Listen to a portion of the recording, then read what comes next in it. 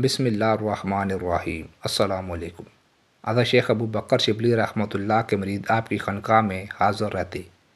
آپ ان سے مختلف طریقوں سے نفس کشی کراتے۔ ایک مرتبہ آپ کی خانقاہ میں 40 مرید موجود تھے۔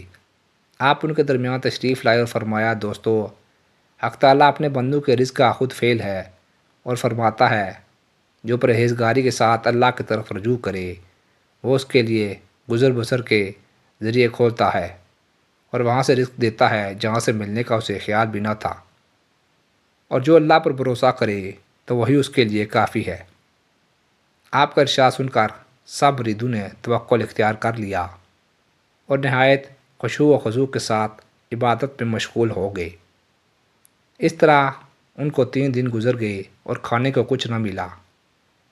تیسرے دن شیخ شبلی رحمۃ اللہ پھر ان کے پاس تشریف لے گئے اور فرمایا، دوستو، حق تعالیٰ نے سبب کو بندوں کے لیے جائز قرار دیا ہے اور فرمایا ہے، وہی اللہ ہے جس نے زمین کو تمہارے سامنے عاجز بنا دیا، پس اس کے راستوں میں چلو اور اس کے رزق کو کھاؤ۔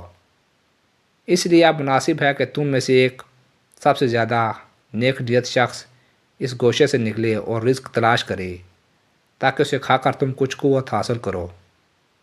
آپ کی ہدایت سن کر سب نے ایک شخص کو متحب کیا اور اسے تلاش معاش کے لیے روانہ کیا۔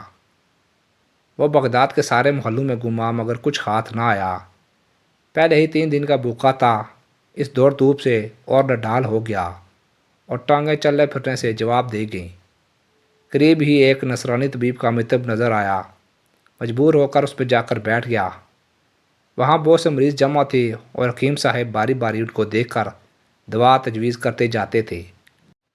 جب بھیڑ کم ہوئی تو حکیم صاحب کی نظر اس خستہ حال درویش پر پڑی۔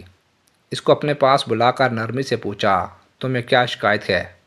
درویش شیخ شبلی کی صحبت میں رہ کر مانگنے کی عادت ترک کر چکا تھا۔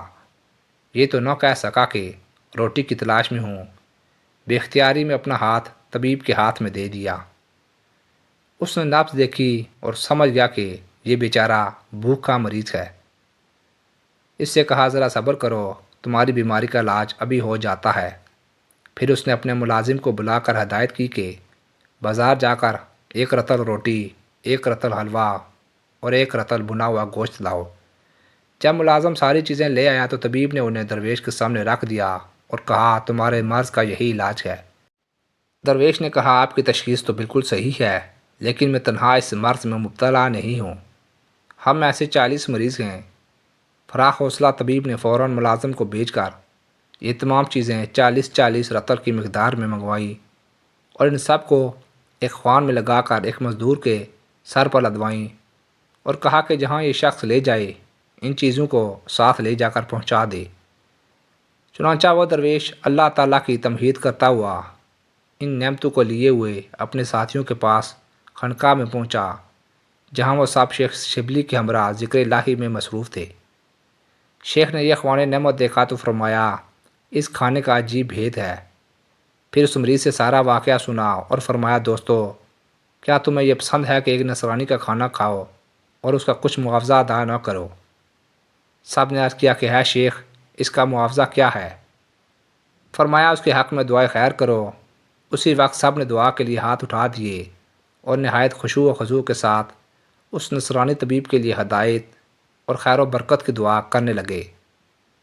حسن اتفاق دیکھیے کہ وہ نصرانی طبیب بھی بھوک کے ان 40 مریضوں کو دیکھنے کے لیے اس درویش کے پیچھے چلا آیا تھا۔ ان لوگوں کا توکل دیکھا تو بے حد متاثر ہوا، اور جب انہوں نے اس کے حق میں سچے دل کے ساتھ دعائے خیر کرنا شروع کی تو وہ بےتاب ہو گیا اور فوراً خانقاہ کے دروازے پر جا کر دستک دینے لگا۔ جب دروازہ کھلا تو دوڑ کر شیخ شبلی کے قدموں پر جا گرا اور مشرف با اسلام ہو کر آپ کے حلقہ ارادت میں شامل ہو گیا۔ اس طرح اس کو اپنی نیکی کا معاوضہ ہدایت کی صورت میں مل گیا۔